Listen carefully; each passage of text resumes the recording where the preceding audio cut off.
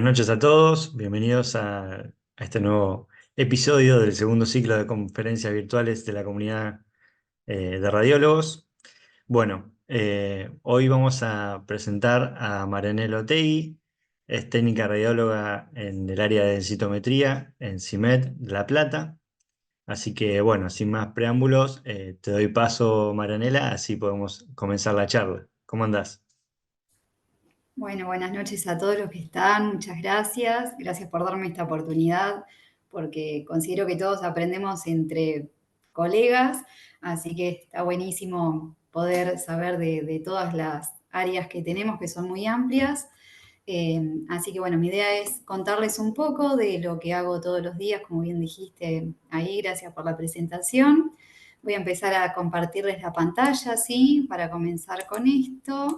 Como les decía, la densitometría es un método por imagen que utiliza muy baja radiación y como dice ahí es una absorciometría dual de rayos X porque lo que hace es emitir dos haces de rayos, una que la absorbe la parte ósea y otra va a ser absorbida por la parte blanda, ¿sí?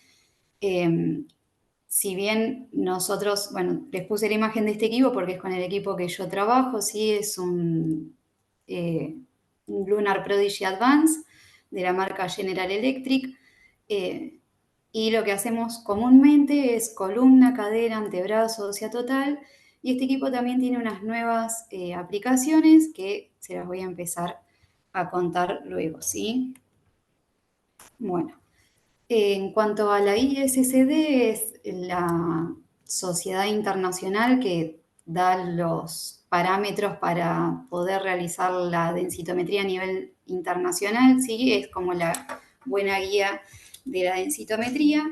Lo que dice es que en mujeres se la piden a partir de los 65 años o después de la menopausia, en el periodo de la perimenopausia también, si están recibiendo algún tipo de tratamientos, como dice ahí, con supresión de estrógenos, o también algún otro tipo de tratamiento que induzca a la baja densidad ósea, ¿sí?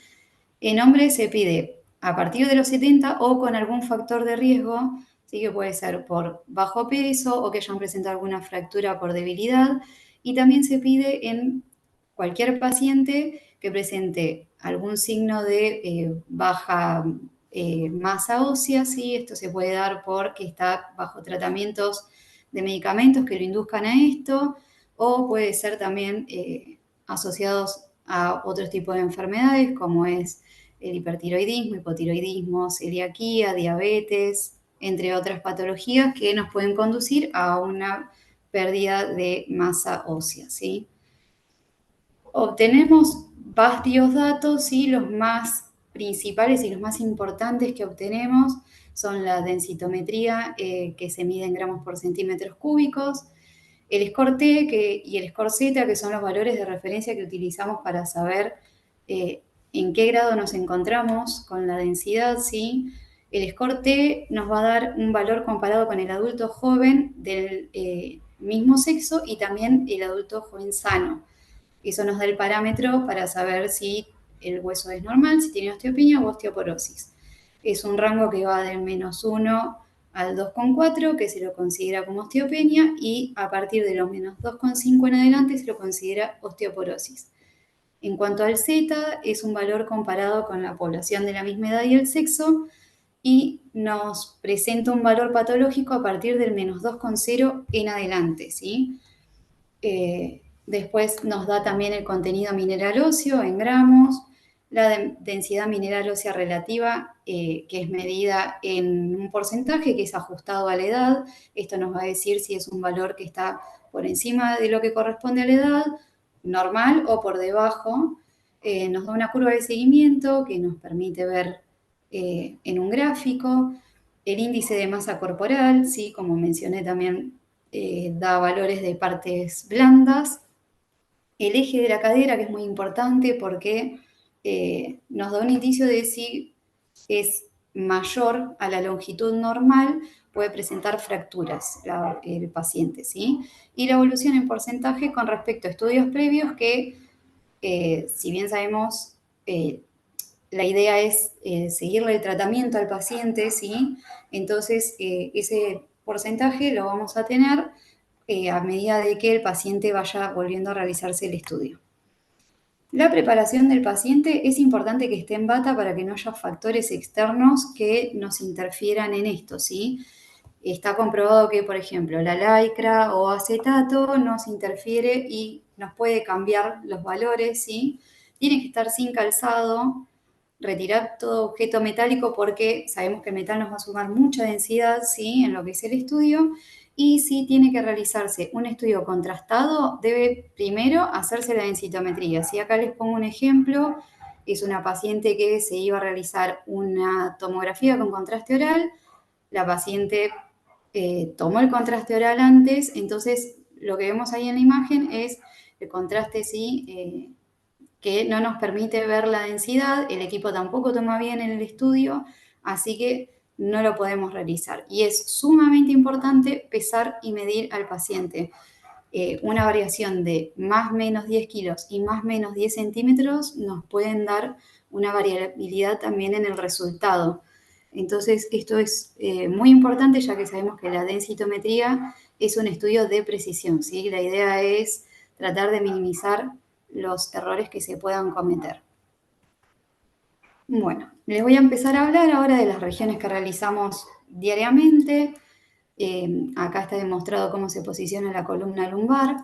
Lo que vamos a hacer, una vez que pesamos y vemos al paciente, lo acostamos, lo centramos en la camilla y lo que le vamos a preguntar es si tiene alguna lesión que pueda molestarle, si nosotros lo podemos traccionar, que es lo ideal para poder rectificar la columna y que las caderas y las crestas ilíacas queden en una misma altura, ¿sí? Que queden alineadas, lo mismo que los arcos costales. Esto nos va a indicar que la columna está bien alineada si cumple con todos estos parámetros.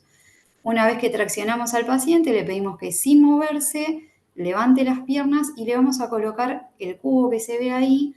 Ese cubo lo que permite es rectificar la lordosis normal que presenta la columna lumbar, abre los espacios intervertebrales y nos va a ayudar a colocar bien los ROI, ¿sí?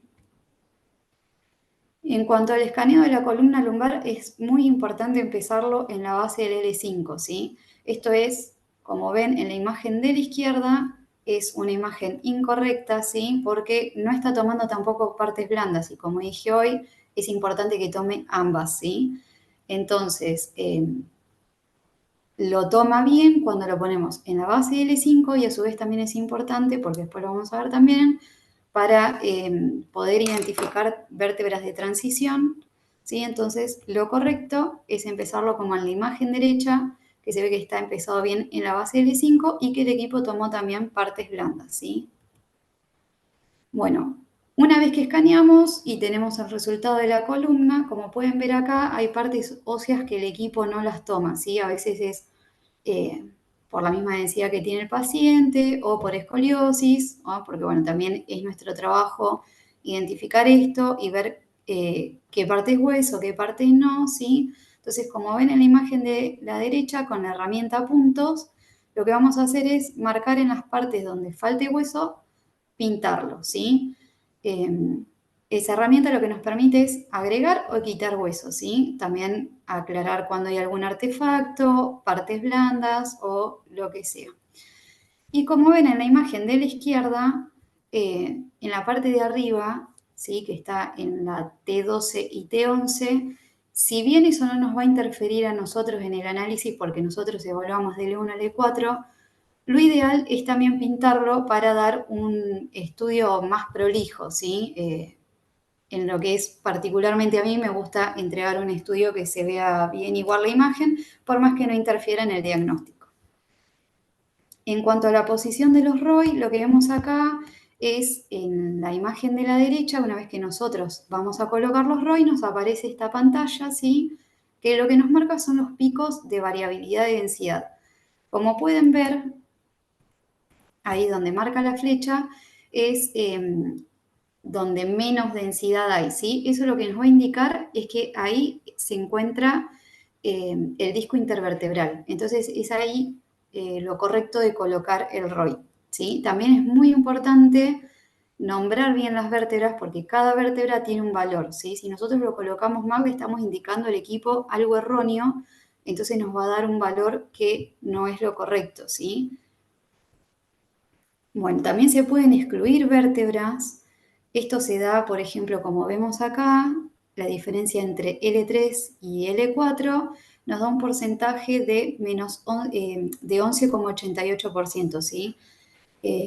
También se puede dar por una diferencia en los desvíos estándar o también porque, por ejemplo, hay una fractura vertebral que está aplastada o la vértebra presenta mucha artrosis, ¿sí? Entonces, esto lo que nos permite es excluir la vértebra y poner la cantidad mayor de vértebras posibles, ¿sí? Según la ISSD, como les decía hoy, lo ideal es tener todas las vértebras, ¿sí?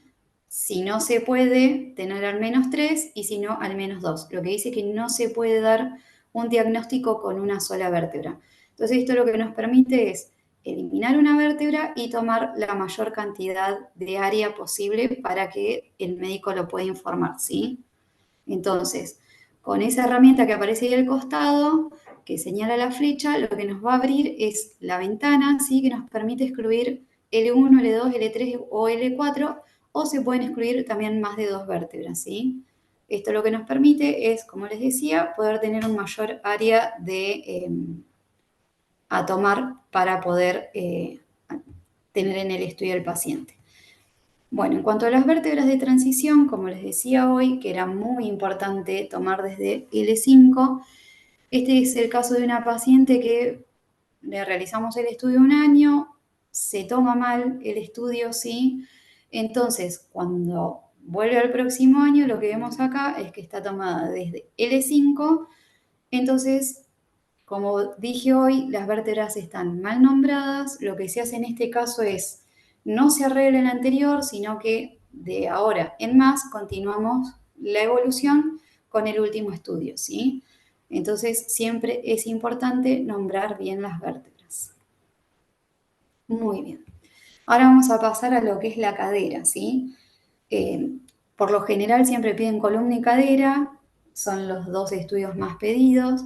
Lo que vamos a hacer es el paciente que ya por lo general está acostado, ¿sí? Porque ya le realizamos la región de la columna, sino lo que volvemos a hacer es centrar bien al paciente y vamos a colocar el posicionador, de, como se ve ahí, que van los pies, rotamos hacia adentro la cadera de interés, ¿sí? Y la sujetamos. Con esto lo que vamos a lograr es que eh, el trocánter menor solo se insinúe, ¿sí? Que es lo ideal, va a variar también, depende de la anatomía del paciente, pero lo ideal es que el trocánter menor se insinúe en la imagen. La diáfisis tiene que aparecer perpendicular a lo que es el scan, ¿sí? Esto nos va a indicar un buen posicionamiento de la cadera, que es lo más importante. Y las manos del paciente lo que lo vamos a colocar es en el pecho. Esto lo que va a hacer es que no queden al costado de las caderas y en caso de que salga un dedo o alguna parte de la mano, ¿sí? No nos sume densidad dentro de lo que es la cadera. Por eso es así el posicionamiento, ¿sí? En cuanto al modo de adquisición, yo acá les puse un ejemplo. Era una paciente de una contextura muy delgada, ¿sí? Medía unos 55, pesaba 43,200. El equipo lo calculó como el modo estándar, ¿sí? Que es el modo que se utiliza por lo general. Hay tres modos que utilizamos, el estándar, el delgado y el modo espesor, ¿sí? Esto va a depender de lo que tenga que atravesar el equipo en cuanto a la radiación. Entonces, dependiendo de el espesor a atravesar, vamos a utilizar distintos modos. En este caso, la paciente era una paciente muy delgada, entonces lo que vemos acá en la imagen izquierda es una como línea gris con un reborde irregular. Esto es lo que quiere decir que el equipo no está captando bien las partes blandas, ¿sí? Entonces lo que hace cuando termina de escanear es que parte del trocánter mayor no lo vamos a ver. Entonces, lo correcto es parar con el scan, cambiar al modo, en este caso modo delgado, en otro caso puede ser modo espesor si el espesor a atravesar es mayor, y ponemos el modo correcto. Si en este caso, al cambiar al modo delgado, el equipo adquirió bien la imagen. En cuanto al uso de herramientas, volvemos a lo mismo, es importante marcar cuando es hueso o partes blandas, ¿sí? Y también quitar lo que no corresponda. Acá, por ejemplo, vemos, ¿sí? En la parte de arriba, lo que está cerca de la cabeza del fémur, y esto que es en la parte del isquion, eso es importante borrarlo porque si no, en el ROI del cuello del fémur nos va a tomar esa parte del isquion como si fuese parte del cuello femoral, ¿sí? Entonces estaríamos dando un valor erróneo. Y acá, como ven, tomó de más el equipo, ¿sí? Tomó como más partes blandas que lo que tenía que tomar. Entonces, lo correcto es borrarlo, ¿sí? Y lo que nos va a quedar es la imagen de al lado, que ya está con la herramienta puntos ya utilizada, ¿sí? Y lo que tenemos que ver es que tanto el ROI del cuello del fémur como el ROI en forma triangular, esos dos ROI juntos lo que nos van a marcar es la cadera total, ¿sí? Según la ISCD, lo que los médicos tienen que utilizar para informar es o cuello de fémur o cadera total. Si en una de estas regiones nosotros estamos marcando mal, nos va a dar un valor erróneo, ¿sí?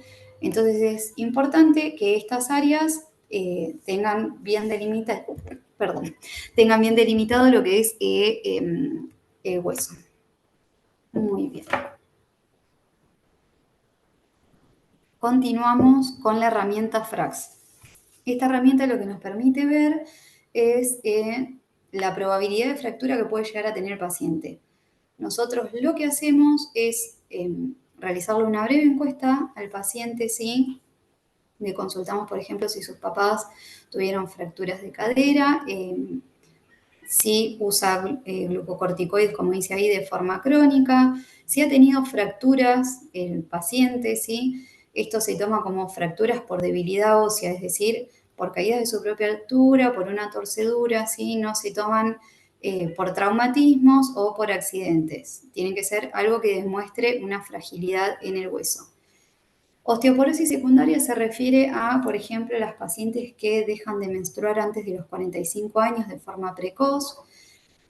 También se lo considera como enfermedades como celiaquía, el hipertiroidismo sin tratamiento. Los que son insulino dependientes también entran en lo que es osteoporosis secundaria. También se le consulta si tiene artritis reumatoidea y si es fumador, ¿sí? Esto lo que nos va a dar es un porcentaje y en cuanto a ese porcentaje los médicos después pueden evaluar un tratamiento, ¿sí? Muy bien. Pasamos a lo que es el antebrazo. En el antebrazo, como vemos ahí, el paciente va a estar sentado al costado de la camilla, ¿sí? Lo que le vamos a pedir es que lleve todo el torso bien sobre el asiento. Esto lo que va a hacer es que cuando el equipo comience a escanear y corra el brazo que está arriba, no llegue a golpearlo porque no es la idea. Bien, entonces lo que vamos a hacer es, con el posicionador le vamos a preguntar al paciente qué brazo usa menos, ¿sí? Esto es porque el calcio en el hueso se regenera con el movimiento, ¿sí? Entonces se supone que el brazo que use menos es el que nos va a dar más bajo. En este caso, si tenemos una paciente que es diestra, lo que vamos a hacer es hacerle el antebrazo izquierdo como se ve en la imagen, ¿sí? Le vamos a pedir que cierre el puño suavemente, esto es como para tener el mismo nivel en todo el antebrazo. Y lo que vamos a hacer es colocar el láser por encima, ¿sí? De la apófisis del cúbito y centrado en el antebrazo. Una vez que escaneamos, vamos a obtener la imagen que está ahí al lado, ¿sí? Y paso a contarles cómo es el análisis de la imagen. En este caso, la imagen de la izquierda no está analizada todavía, ¿sí? Entonces, lo que tenemos que hacer es colocar bien los ROI y obviamente si en este caso hay o que el equipo toma hueso de más o de menos, también lo podemos con la herramienta puntos sacarlo, ¿sí? Entonces lo que vamos a hacer es, la línea que está arriba la vamos a poner sobre la apófisis del cúbito y lo único que vamos a tocar es la posición de lo que es cúbito y radio ultradistal, ¿sí? Eso tiene que ir en la unión entre el radio y el cúbito que está por debajo. Lo que no vamos a tocar es el radio 33%, porque esto es una distancia que calcula el equipo, ¿sí? Si nosotros modificamos, estamos variando la región de interés. ¿Sí? En el antebrazo lo que se utiliza para informar es el radio 33%, ¿sí? Entonces, no podemos modificar este valor. ¿Sí? Entonces nos va a quedar como la imagen de al lado, ¿sí? Ese sería el correcto posicionamiento del antebrazo y de los ROI. Y ahora paso a contarles lo que es el esqueleto óseo total, ¿sí? En cuanto a lo que es para diagnóstico de osteopenia y osteoporosis en adultos, no es lo mejor, ¿sí? Ya que el cráneo es un hueso muy compacto, nos suma mucha densidad y el equipo en los adultos lo que hace es calcular un promedio de todo el cuerpo, ¿sí? Entonces, lo ideal es que si el estudio está pedido para evaluar osteopenia u osteoporosis, agregarle otra región, ¿sí? Ya sea columna, cadera o antebrazo, ¿sí? Esto lo que nos va a dar es un valor más certero si el paciente está descalcificado. Pero como les dije hoy, también lo que podemos hacer en la densitometría es obtener valores en cuanto a lo que es las partes blandas. Entonces, hay casos en los que nos piden para saber el contenido graso del cuerpo también, ¿sí? Lo que vamos a hacer acá es, vamos a colocar el paciente dentro de los parámetros de la camilla, lo vamos a centrar, si podemos lo vamos a traccionar, lo que vamos a hacer también es alinear bien la cabeza y lo que va a apoyar son las manos, ¿sí? Las va a poner las palmas mirando hacia el cuerpo. Esto lo que nos permite es, si vuelve el paciente y le piden el mismo estudio, va a obtener eh, es más probable, digamos, que lo podamos posicionar de la misma manera, ¿sí? Entonces esto se hace por eso. Y también lo que vamos a bajar es bien la región de los hombros para poder después colocar bien los ROI.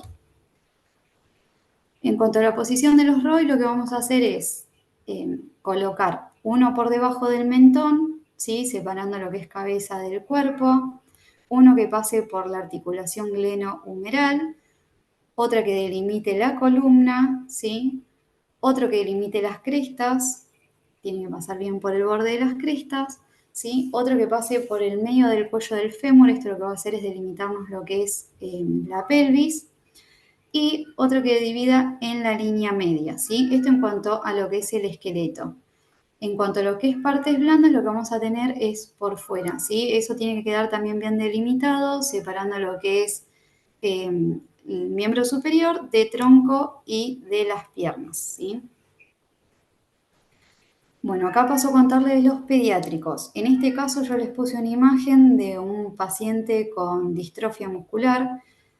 Sabemos que tratamos de hacer lo mejor que se puede, a veces no es lo ideal, ¿sí? En este caso, como ven, el paciente no puede bajar bien los hombros, por lo que a veces nos quedan como la cabeza metida también dentro de la columna, no se pueden delimitar bien los ROI, pero siempre hacemos dentro de lo que se puede lo mejor, ¿sí? Y acá como les quería mostrar, si observan en el Z-score nos marca que es de 1,3 la total. Si vemos el TBLH, que traducido es el cuerpo total sin la cabeza, ¿sí? Lo que vemos es que el Z nos pasa un menos 2,7, o sea, sería ya un Z patológico. Esto se da, como les decía hoy, que el cráneo es un hueso muy compacto y nos suma mucha densidad, ¿sí? Entonces ahí vemos la diferencia que en los adultos no lo podemos hacer, si bien viene en software, por lo general se hace el cuerpo total, ¿sí? Si no se cuenta con el software de que nos pueda eh, dejar a un lado la cabeza en lo que es los valores. Muy bien. En la columna pediátrica lo que vamos a hacer, el posicionamiento es igual, ¿sí? Una cosita que me olvidé, perdón. En el esqueleto óseo total, en los pediátricos, lo que vamos a hacer es que apoyen las palmas de la mano, ¿sí? Sobre la camilla. Esto es porque sabemos que mantener a un niño durante 5 minutos sin movimientos es más difícil, ¿sí? Entonces con esto lo que logramos es que el paciente tenga menos movimiento y poder realizarle mejor el estudio. Y ahora sí pasamos a columna. La columna de posicionamiento es igual que en un adulto, ¿sí? Acá lo que les quería mostrar es que siempre vamos a tener en cuenta en la columna de pediátricos los valores desde L1 a L4. No importa si hay diferencia entre lo que es los gramos de la densidad, ni si hay diferencia en los desvíos estándar, siempre se considera de L1 a L4, ¿sí? En cuanto a lo que les nombraba hoy, que tenemos aplicaciones nuevas, este equipo cuenta con cadera para pediátricos, el posicionamiento es igual también que en adultos, nos va a dar el valor de referencia Z, ¿sí? En este caso la única diferencia que tenemos es la línea que nos marca abajo, digamos, por donde después delimita el triángulo. Eso no se toca, lo único que podemos acomodar es el ROI, ¿sí? El ROI siempre va a estar centrado sobre lo que es la longitud del eje de la cadera y va a estar centrado en la región más fina del cuello, ¿sí? Eso es lo ideal para acomodar el ROI. Lo que no tenemos que hacer tampoco con el ROI del cuello es achicarlo, angostarlo o aumentarle su tamaño, ¿sí? El tamaño que nos pone el equipo lo tenemos que dejar así. Ahora les voy a contar de lo que es esta aplicación AFF, que significa fractura de fémur atípica. El uso prolongado de bifosfonatos, que son los fijadores de calcio, suelen producir fracturas en la parte cortical del hueso. Esto se ve a que terminan cristalizando el hueso, entonces el paciente presenta una fractura, ¿sí? En la parte cortical. Esto lo que nos va a dar es lo que nosotros denominamos la formación de un callo, ¿sí? Ese callo se mide como un espolón, que se le denomina, ¿sí? Y ese espolón, el equipo lo que va a hacer es medirlo a partir de 1 milímetro de grosor en adelante. Acá, como ven, el equipo lo que nos marca es una flecha en color fucsia, ¿sí? Eso lo delimita solo el equipo, lo marca a partir de 1 milímetro y estas fracturas se dan solo en la diáfisis del fémur, ¿sí? Lo que vamos a hacer es colocar al paciente como en la cadera. Lo que va a cambiar es la posición del láser. El láser va a ir encima de la rótula y va a escanear todo el fémur, ¿sí? Y una vez que terminamos de analizar y el equipo solo nos da la flecha esa en color fucsia que nos marca el espolón en caso de que lo haya, lo que nos va a permitir es realizar el análisis del fémur proximal, ¿sí? Es el análisis que hacemos siempre. Si bien no es lo indicado, porque como les mencioné hoy, la diáfisis tiene que estar perpendicular, ¿sí? La rotación tiene que ser la indicada. En este caso nos va a permitir no irradiar 2 veces al paciente y obtener también los valores del cuello de fémur y de lo que es la cadera total, ¿sí? En cuanto a la cadera ortopédica, lo que vamos a hacer es, al paciente no se le gira, no se le hace la rotación interna de la pierna, ¿sí? Le vamos a poner el posicionador en la parte recta y le vamos a colocar una cuña de espuma, ¿sí? Esto lo que va a hacer es nivelar lo que es el fémur y es importante que se vea lo que es la totalidad de la prótesis, ¿sí? Lo que tenemos que hacer, lo ideal, es empezar 2 scans por debajo del comienzo de la prótesis, porque lo que vemos acá en la segunda imagen, la del medio, son las zonas que se denominan zonas Gruen, ¿sí? Esos ROI, una vez que se termina de escanear, los pone solo el equipo. Las regiones de interés son la 1, la 4 y la 7, ¿sí? En esas regiones es donde ejerce mayor presión la cadera. En este caso no nos va a dar valores de referencia del T, sino lo que nos va a dar es la densidad alrededor de la prótesis, ¿sí? Esto lo que podemos evaluar es realizarle el estudio al paciente y cuando vuelva a ver si hay cambios en la cantidad que nos da en gramos la densidad, ¿sí? Es simplemente para eso porque no obtenemos valores de referencia. En caso de querer saber la longitud que tiene la prótesis, lo que vamos a utilizar es la herramienta regla, ¿sí? Esta herramienta lo que nos va a permitir es saber la longitud total que tiene la prótesis. En cuanto a la rodilla ortopédica, es de las que está todavía en estudio, ¿sí? Porque en sí no viene un ROI como en la cadera para poder posicionarlo, entonces es de las regiones que no se utiliza mucho todavía porque no se sabe mucho cómo utilizarla, pero bueno, se las quería nombrar porque está la aplicación, ¿sí? En este caso vamos a hacer lo mismo, no vamos a rotar la pierna del paciente, lo que vamos a hacer es ponerlo en la posición recta, colocar la cuña y vamos a poner el láser más o menos unos 4 traveses de dedo por debajo de la rótula, ¿sí? Se tiene que ver en la totalidad las prótesis y acá les puse las dos formas que hay hasta el día de hoy de cómo analizarlas, ¿sí? Se pueden poner, como se ve en la imagen del medio, dos ROI, ¿sí? Rectangulares por encima y por debajo de la prótesis. Esto nos va a dar un valor de densidad solamente, no nos va a dar un valor de referencia. Y lo mismo, ¿sí? Es evolutivo. Cuando el paciente vuelva, se sabe si la densidad se mantiene, si puede bajar o si en caso de que aumente, ¿sí? Y en el caso del otro costado, ¿sí? Del lado derecho, lo que podemos ver es que podemos poner un ROI, ¿sí?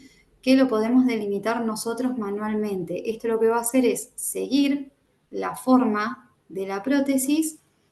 Lo que tiene de malo es que cuando el paciente vuelva es casi imposible volver a imitar el mismo tamaño y la misma forma de ese ROI, entonces es más difícil seguir la evolución, pero nos permite ver más en lo que es el perímetro de la prótesis, ¿sí? Cómo está la densidad. Muy bien. Eso en cuanto a la rodilla, ¿sí? Acá tenemos la mano. La mano tampoco nos va a dar un valor de referencia, sino nos va a dar el valor mismo también de la densidad. Suele ser utilizado en casos de SUDEC, esto es una patología que puede afectar tanto las partes blandas como el hueso, ¿sí? Entonces lo tenemos como una región de interés también en densitometría. Lo que vamos a hacer es posicionar al paciente como cuando realizamos el antebrazo, va a estar sentado al costado de la camilla, ¿sí? Lo que vamos a hacer es colocar la posición de la mano lo más plana posible. El láser lo vamos a alinear con el tercer dedo y vamos a empezar el scan unos 2 o 3 centímetros por debajo de la apófisis estiloides del cúbito, ¿sí? Y vamos a obtener la imagen que tenemos en la derecha.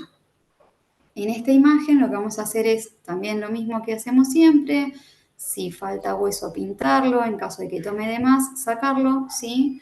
Y acá vamos a ver que en el cuadrado tiene que quedar todas las partes blandas y en lo que es esta imagen, ¿sí? Tenemos 3 ROI. Estos 3 ROI lo que nos permite es delimitar lo que es los huesos del carpo de lo que es antebrazo, ¿sí? Entonces así obtenemos lo que es el valor neto de la mano. En cuanto al antebrazo acostado, esto se da, por ejemplo, en pacientes con movilidad reducida, que si le realizamos columna, caderas y ya lo tenemos acostado, para no tener que movilizarlo otra vez, podemos hacer el antebrazo acostado, ¿sí? Nos va a dar valores de referencia este estudio, el análisis va a ser igual, lo único que va a cambiar es que el paciente está acostado, ¿sí? El ROI se coloca igual, el láser también y el scan, lo que vamos a ver es que el equipo retrocede en vez de avanzar como es en el otro caso, ¿sí? Esto es el esqueleto óseo total en espejo. Este se da en pacientes que por su morfología no entran dentro de los parámetros de la camilla. Entonces lo que vamos a hacer es colocar al lado izquierdo del paciente que entre en su totalidad, ¿sí? Y vamos a dejar el lado derecho que él lo va a estimar el equipo, ¿sí? Entonces, el brazo del paciente queda afuera, en caso de que también sea por las piernas también nos va a pasar lo mismo, ¿sí? Lo que vamos a hacer es analizar el lado izquierdo y el equipo lo va a estimar al lado derecho. En este caso lo que vemos es que el equipo, si ven ahí, tiene en la región de brazos y piernas, entre paréntesis, la letra E. Esto es porque está estimando, ¿sí? Si bien el brazo no lo vemos en su totalidad y las piernas sí, ahí lo que pasa es que partes blandas de la pierna izquierda no entraron dentro de lo que es el parámetro de la camilla. Entonces también nos está estimando el valor de la pierna. En este caso, ¿sí? Nos da un valor estimativo de la total y como bien les mencionaba hoy, si bien no es la región apropiada, digamos, para diagnosticar osteopenia y osteoporosis, en este caso es sumamente fundamental poder agregarle alguna otra región, ¿sí? Sea columna, cadera, antebrazo, para obtener un valor más certero. Ahí, como les demostraba, nos calcula un valor estimativo, ¿sí? En cuanto al Core Scan, es una aplicación que nos permite ver más en detalle lo que es las partes blandas, ¿sí? En este caso, el Core Scan lo que hace es medir la región androide, que es la región que pertenece al abdomen, ¿sí? Y es un importante factor que nos va a predecir si el paciente puede llegar a desarrollar alguna enfermedad metabólica, como lo es la diabetes tipo 2 o algún otro tipo de patología referida a lo que es el metabolismo, ¿sí? Lo que hace es un cálculo, nos da la masa total, la masa magra y grasa de todo el cuerpo, que eso lo podemos ver también en composición, pero lo que nos suma es el detalle de la masa androide, ¿sí? Como les decía, esto es fundamental para lo que es desarrollo de enfermedades metabólicas. Este valor se obtiene cuando se realiza la ósea total. Desde los 20 años en adelante ya nos va a salir esta opción, ¿sí? Que es Core Scan. Bueno, como les decía, se obtiene a partir de una ósea total, ¿sí? En cuanto a lo que es sarcopenia, también se obtiene a partir de una ósea total. La sarcopenia se conoce como la enfermedad que se da cuando la masa muscular disminuye. Esto puede ser atribuido o a la edad del paciente o a alguna otra patología que presente el paciente o también por sedentarismo, ¿sí? Lo que va a hacer el equipo es un cálculo, ¿sí? Que nos es de miembros superiores e inferiores y lo va a evaluar con respecto a lo que es todo el cuerpo. En base a eso nos va a dar un valor. Ese valor, ¿sí? Se puede ajustar. Hay distintas, digamos, distintos parámetros, ¿sí? Esto es elegido por el médico que está en el servicio, esos valores los determinan ellos, ¿sí? Nosotros en nuestro caso tenemos de 5,45 como en mujeres y de 7,26 en hombres, ¿sí? Lo que hacemos es, realizamos la ósea total y al poner calcular en el equipo nos va a dar el valor, ¿sí? Si es presarcopenia, sarcopenia o sarcopenia grave, ¿sí? Eso lo calcula solo el equipo. Nosotros realizamos la ósea total, nos dirigimos a la pestaña sarcopenia, ponemos calcular y ahí nos va a dar los valores, ¿sí? Y bueno, eso es todo por hoy. Espero haberlos ayudado, haberles sumado algo, haber sido clara. Y bueno, muchas gracias a todos por estar ahí. Eh, Así que bueno, sumamente agradecida por la oportunidad que me dieron. Bueno, llegué tarde, pero llegué. Mil disculpas, por suerte lo tenía a Mati salvándome. Cuestiones personales, llegué un poquito tarde. No quería dejar de agradecerte, ¿sí? Primero, porque te animaste y realizaste un trabajo enorme para esto. El compromiso que por ahí hay detrás de cada expositor es enorme. Y hoy poder ser tu primera disertación, increíble. Muchas gracias por confiar en nosotros, en todo el grupo de trabajo que está detrás mío, que por ahí Mati o yo en este caso somos la cara visible, pero hay un montón de gente atrás. Y nada, quedamos dispuestos a las preguntas de toda la audiencia. Bueno, gracias a vos por toda la paciencia, la ayuda, a todos por dar esta oportunidad. Como les decía, hoy todos hemos aprendido de colegas y está buenísimo poder, bueno, aportar algo. Espero haberlos ayudado. Si alguien tiene dudas y las puedo responder, estoy a disposición. También si quieren consultar después en el chat voy a estar atenta también. Si los puedo ayudar, también cuenten conmigo porque es una manera de devolver todo lo que me han ayudado, ¿sí? Así que gracias por... Tengo una pregunta. Sí. Pará, se me corrió porque va muy rápido el chat. Pero Guadalupe preguntaba, en el láser, en el caso de hacer un cuerpo completo, ¿dónde se marca? ¿Dónde se posiciona el láser o el ROI? El láser en la ósea total va a iniciar en el límite de arriba de la camilla, ¿sí? No es un láser que colocamos nosotros, sino que ya va a estar centrado y delimitado por el equipo, ¿sí? Lo que hacemos nosotros es el paciente colocarlo por debajo, ¿sí? Unos 2-3 centímetros al menos por debajo del límite superior de la camilla. Y una vez que comenzamos con iniciar el estudio, el equipo solo lo acomoda, ¿sí? No es un láser que ubiquemos nosotros como en otras regiones. Pregunta acá de Natalia Rodríguez. ¿Se hace columna dorsal? En sí, la columna dorsal, nosotros no tenemos valores de referencia y no se hacen densitometrías de columna dorsal. Sí, lo que se hace es morfología, que ya hoy en día no se usa porque fue reemplazado por la espinografía, ¿sí? Que lleva mucho menos tiempo, se irradia menos al paciente y se obtiene una imagen también a veces de mejor calidad, ¿sí? En sí, en la morfología se puede hacer de la columna completa y nos permite ver si hay una fractura y poderla nombrar según si está en acuñamiento, aplastada o diferente, ¿sí? Bien. Emi pregunta si tiene un límite de peso el equipo.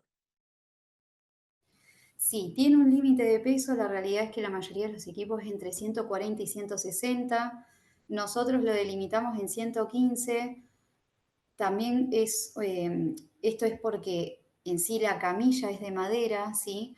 Entonces, cuando ponemos un paciente que por lo general puede llegar a hundir la camilla, esto después nos va a traer problemas para posicionar otro tipo de pacientes, que son los que hacemos habitualmente, también porque la radiación que tiene que atravesar el equipo es muchísima, o sea, el espesor que tiene que atravesar es mucho, entonces no nos va a dar una imagen de calidad, por lo general no es diagnóstico, entonces nosotros hacemos hasta 115. En caso de que, por ejemplo, el paciente tenga pedido columna y cadera y supere este peso, lo que hacemos es ofrecerle al paciente realizarlo en el antebrazo. Si bien no es lo mismo, podemos obtener un valor de referencia y es diagnóstico. Y acá preguntan el láser para la cadera. ¿Dónde se ubica?